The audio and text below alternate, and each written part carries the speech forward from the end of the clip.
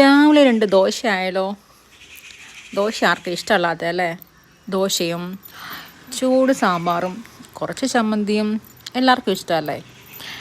അല്ലെങ്കിലും പൊതുവെ പറയുന്നത് എന്താ, ദോശ നമ്മുടെ ദേശീയ ഭക്ഷണമാണ് അല്ലേ? അമ്പാട്ട് രാവിലെ ദോശ കഴിച്ചു. 2 ദോശയും കൊണ്ട് ഞാനും കഴിക്കാനിടും.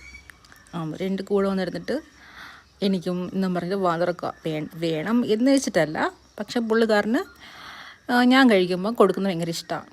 കുഞ്ഞുങ്ങളല്ലേ, അമ്മമാർ കഴിക്കുമ്പം നമ്മൾ സ്നേഹത്തോട്ട് അവർ കൊടുക്കുമ്പം അതിൻ്റെ ഒരു ടേസ്റ്റും അവർ തനി ആഹാരം കഴിക്കുമ്പോൾ ടേസ്റ്റും രണ്ടാണെന്ന് എനിക്ക് പലപ്പോഴും തോന്നിയിട്ടുണ്ട്.